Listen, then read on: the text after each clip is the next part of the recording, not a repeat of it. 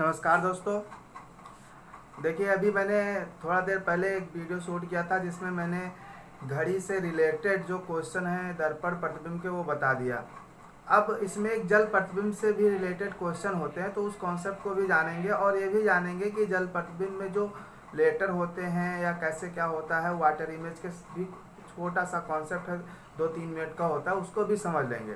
तो इस हिसाब से आपका मिरर इमेज और वाटर इमेज दोनों तैयार हो जाएगा और दोनों से रिलेटेड जो घड़ी के क्वेश्चन आते हैं वो भी तैयार हो जाएंगे। तो चलिए फिर स्टार्ट करते हैं। देखिए, ये मैंने लिखा है जल प्रतिबिंब। अब देखो, जल प्रतिबिंब की सबसे खास बात क्या होती है। हमारा देखिए, हमने जब दर्पण प्रतिबिंब पढ़ा था तो हमने देखा था कि अगर हम यहाँ पे दर्पण लगाते हैं, यहाँ पर मिरर लगाते हैं, तो ये जो कर्व वाला पार्ट है वो बिल्कुल दर्पण के करीब हो जाता है और जो दूर था वो वैसे दूर हो जाता है। लेकिन दोस्तों, वाटर इमेज में ये नहीं होता है। इसमें क्या होता है, पलट जाता है साइड। आपका जो ये दर्पण प्रतिबिंब था, आपने देखा जो लेफ्ट का था वो राइट हो गया, जो राइट था वो लेफ्ट हो गया, बिल्कुल से पलट जाता है। लेकिन जल प्रतिबिंब में ऐसा कुछ नहीं होता। जल प्रतिबिंब में ध्यान से देखिए, जैसे मैंने यहाँ पर आपको लिख रखा है, क्या यहाँ पर मैंने लिख रखा है ए, ये मैंने ए लिख रखा है। अगर मैं यहाँ पर नीचे दर्पण प्रतिबिंब जल प्रतिबिंब लगाता हूँ, सॉरी दर्पण प्रतिबिंब बार बार निकल जा रहा है, तो ये जल प्रतिबिंब लगाता हूँ तो देखिए अब ये लेट जाता है। बस इस लेटर को क्या करना है, लेटा देना है। ये ए है, बस मैंने इसको लेटा दिया। इसमें लेट जाता है, जो जिधर है वो उधर ही रहेगा, वो चेंज नहीं होता है। जैसे देखिए, मैंने लिखा है यहाँ पर डी, यहाँ पर मैंने लिखा डी, तो डी भी देखिए बस ये ऐसे लेट गया, तो यानी यहाँ पर डी भी चेंज नहीं होता। इसको भी हम अपडेट कर लेंगे। आगे देखते हैं, ये मैंने लिखा बी, अब भी आप यहाँ पर मैंने लिख दिया, अब इसको भी आप लेटा दोगे, ये भी चेंज नहीं होगा। तो हमने बी को भी अपडेट कर दिया यहाँ पर। आगे देखते हैं, जैसे मैंने लिखा यहाँ पर सी, तो अगर मैं सी लिखता हूँ तो सी भी क्या होगा, लेट जाएगा। ये नहीं कि ये आप ऐसे बना देंगे, ऐसे बनाएंगे तो गलत होगा, बस इसको लेटा देना, तो सी भी चेंज नहीं होता। तो ये जो लेटर है, ये मैंने आगे के 3 लेटर इसलिए नहीं लिखे थे कि मैं आपको इसको समझाऊं। बाकी ऐसे ये लेटर हैं जो चेंज नहीं होते हैं। और देखिए, मैक्सिमम लेटर आपका चेंज हो जाएगा। जैसे आपने यहाँ पर एम लिख रखा है, तो एम जब लिखेंगे तो देखिए, अब ये यहाँ पे नीचे जल है, तो जल के पास में जो एम का ये वाला पार्ट है, ये दिख रहा है नीचे, ये वाला पार्ट करीब में है तो करीब में रहेगा और वो ऐसे लेट जाएगा, इसमें चेंज नहीं होता। तो ये बहुत आसान होता है, बस आपको समझना है कि जो लेटर है उसको ऐसे लेटा देना है, उसमें कुछ भी लेफ्ट राइट चेंज नहीं होगा।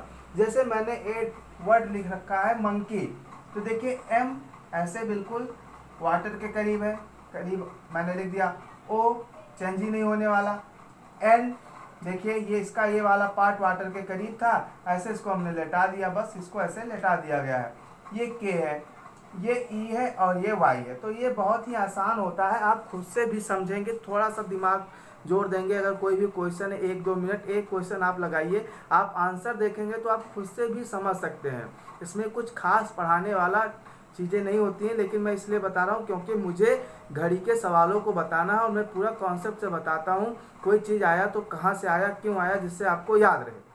ठीक है, अब इसका अच्छा अंडरस्टैंडिंग समझने के लिए हमने देखिए एक चित्र बना रखा है। ये बिल्कुल, हाँ ये थोड़ा सा फनी है। आपको ये इसमें गदा और त्रिशूल दिख रहा है। आप सोच रहे होंगे कि हाथ में गुलाब का फूल क्यों नहीं दिए।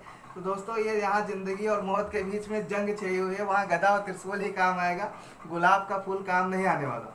तो अब ध्यान से देखिए, अब मैंने इस इंसान को बनाया, ये हंसता हुआ इंसान जिसके हाथ में, एक हाथ में गदा है, एक हाथ में त्रिशूल है, जेब है, ये बना हुआ है। जब मैंने इसका वाटर इमेज बनाया तो देखिए पलट गया। इसका जहाँ पैर था पैर था, जहाँ पैंट है पैंट है, जिधर जेब था उसी साइड में जेब है, जिस साइड में गदा था उसी साइड में गदा है, जिस साइड में त्रिशूल था उसी साइड में त्रिशूल है, जिस साइड में आप इनका बाल था उसी साइड में बाल भी ऐसे झुका हुआ है। तो ऐसा इसमें नहीं है। जबकि हमने देखा था कि मिरर इमेज में क्या था, बाल पलट गया, त्रिशूल इस हाथ आ गया, पलट गया, गदा पलट गया, जेब हट गए, ये सब चीज़ें हट गई। लेकिन वाटर इमेज में नहीं होता है। वाटर इमेज में बस वाटर के करीब में जो पॉइंट है, जैसे यहाँ पर देखो वाटर के करीब में एम का ये पॉइंट था, तो वाटर के करीब में एम का ये पॉइंट रहेगा। यहाँ पर देखिए वाटर के करीब में इसका पैर था तो पैर था। तो वाटर में ये चीज़ें होती हैं, जो जितना करीब है उतना ही करीब रहेगा। जैसे दर्पण में था, लेकिन दर्पण प्रतिबिंब में क्या होता था, साइड चेंज हो जाते थे, वाटर में चेंज नहीं होता है। बस यही दोनों में मेजर डिफरेंस है, जिसको आपको याद रखना है कि इसमें साइड चेंज नहीं होता है, इसमें वर्ड को लेटा दिया जाता है। तो आप इसके प्रैक्टिस कीजिए, जाइए कम से कम 100 क्वेश्चन लगाइए, तभी जाकर आपका पेपर में गलत नहीं होगा। आप सबसे पहले लेटर वाले क्वेश्चंस, उसके बाद में आप इसके जो इमेज के क्वेश्चन होते हैं उनको लगाएंगे। अब आते हैं हम घड़ी से रिलेटेड क्वेश्चन क्या पूछा जाता है। बहुत लोग इसको पढ़ते ही नहीं, छोड़ देते हैं, सिर्फ मिरर ही पढ़कर छोड़ देते हैं, लेकिन ये भी कभी कभी पेपर में पूछ लिया जाता है। तो जब आप हमसे पढ़ रहे हैं तो मैं आपको बिल्कुल पूरा पढ़ाऊंगा कोर्स, सिलेबस में कहीं भी कोई भी मेरे तरफ से कसर नहीं रहेगा, और बिल्कुल बेसिक से पढ़ाऊंगा। पहले मैं थोड़ा सा आसान चीज़ें पढ़ाता हूँ, बाद में मैं कठिन पढ़ाता हूँ। तो पहला दूसरा वीडियो या मैं आपको बिल्कुल इजी चीज़ें पढ़ा रहा हूँ। इसके बाद क्लॉक में बहुत ही बेहतरीन क्वेश्चन है। अब ध्यान से देखिए, मैंने एक घड़ी बना रखा है। इस घड़ी ऊपर वाले घड़ी में देखिए, यहाँ पर एक घंटे वाली सुई है, ये मिनट वाली सुई है।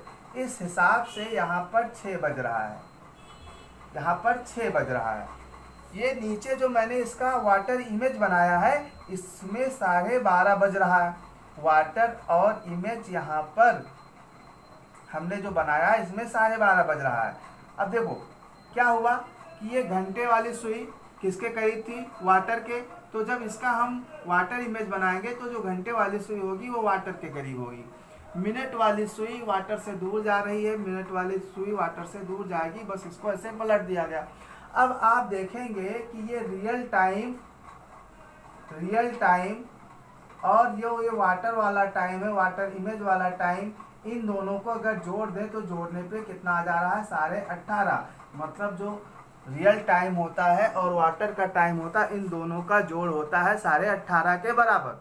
ऐसे ही हमने फार्मूला बना लिया। बहुत लोग सोचते हैं इसको याद करते हैं, भूल जाते हैं कितना क्या होता है। अगर आप मान लीजिए भूल भी गए हैं तो आपको वाटर इमेज का कॉन्सेप्ट पता है, आपको मिरर इमेज का कॉन्सेप्ट पता है, तो आप भूल गए तो क्या हुआ, आप फार्मूला खुद से बना सकते हैं। क्या भगवान के घर से फार्मूला नहीं बन के आया, यहाँ कॉन्सेप्ट से ही फार्मूला बनता है। आप कोई भी चैप्टर रीजनिंग का पढ़ेंगे, आप देखेंगे मैं कॉन्सेप्ट से ही सारे फार्मूला बना दूंगा।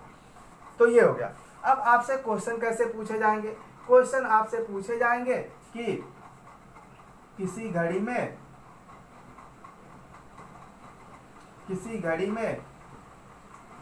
8:40 हो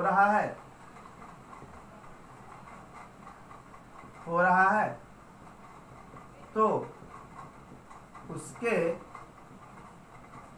जल प्रतिबिंब में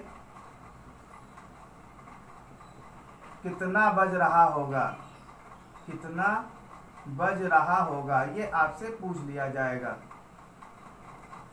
तो आप काम क्या करेंगे, आप रियल टाइम की जगह पर लिख देंगे 8:40 और आपको बताना है वाटर वाला टाइम, और यहाँ पर आप इसको क्या करेंगे, सब्ट्रैक्ट कर देंगे 18:30 से।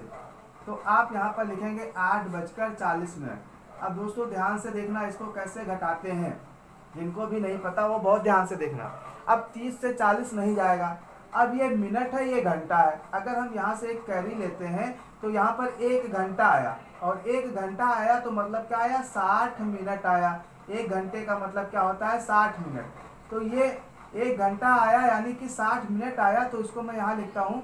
तो ये हो गया 17:90, और ये हो गया 8:40। 17:90, ये यहाँ से गया तो 60 मिनट हो गया, ये 1 घंटा गया, और ये हमने घटा दिया तो यहाँ आया 50, और 17 में से 8 गया तो यहाँ पर हो गया 9। तो 9:50 हो रहा होगा। बहुत आसान है, बस आपको ये ध्यान देना है कि कैसे इसको घटाया जाता है। अगला एक क्वेश्चन और देखते हैं। मान लेते हैं कि यहाँ पर जो समय दिया गया है वो दिया गया है 3:15। अब 3:15 घड़ी में हो रहा है। आपको बताना है कि उसके जल प्रतिबिंब में कितना बज रहा होगा। ध्यान से देखिए, इस क्वेश्चन को भी लगाते हैं हम लोग। अब इसका जो घड़ी है, घड़ी के रियल टाइम में 3:15 हो रहा है, और वाटर इमेज हमें बताना है। ठीक है। तो अब हम क्या करेंगे, वाटर इमेज निकालने के लिए हम इसको उधर सब्ट्रैक्ट करेंगे।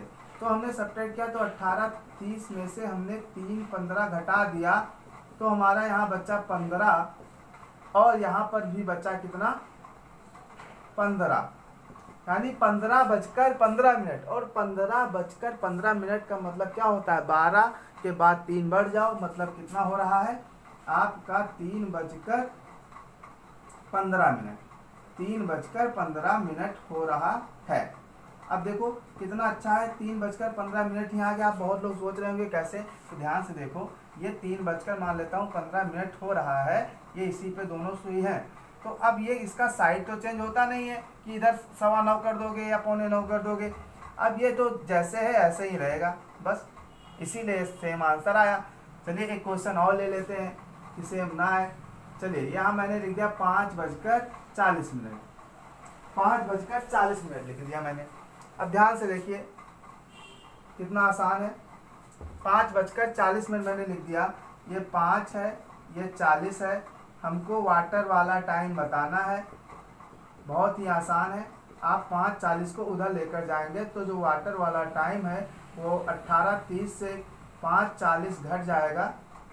अब यहाँ पर देखिए फिर एक हमको लाना पड़ेगा यहाँ पर, तो ये 17 और 90 हो जाएगा, और ये आपका हो गया 5:40 और आपने घटाया यहाँ हो गया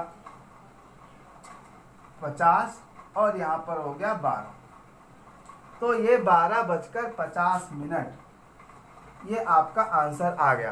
तो आप ध्यान से देखिए, जब कभी 14 बज के आ जाए तो 14 बजने का मतलब हो गया कि 2 बज गया है, 15 बजने आ जाए तो समझना कि 3 बजा है, 16 आया तो 4, 17 आया तो 5, ये यहाँ तक दिक्कत देगी। तो आप इन चीज़ों को समझिए, ये बहुत आसान है, बेसिक। अब तो सबके घड़ी में भी ऐसा बजता है, आप मोबाइल यूज करते हैं उसमें भी बजता है, तो कोई कठिन काम नहीं है।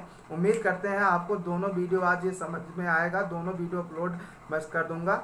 और अगर आपको अच्छा लगे तो ज़्यादा से ज़्यादा कमेंट करके बताइए कि आपको कैसा लगा, क्योंकि आगे जो क्लॉक के क्वेश्चन है वो बहुत ही अच्छे अच्छे क्वेश्चन है, मैं पूरा पढ़ाऊँगा, यहाँ तक कि जो पीसेस में आता है वो भी पढ़ा दूँगा। ठीक है, फिर मिलते हैं नेक्स्ट कल वीडियो। धन्यवाद।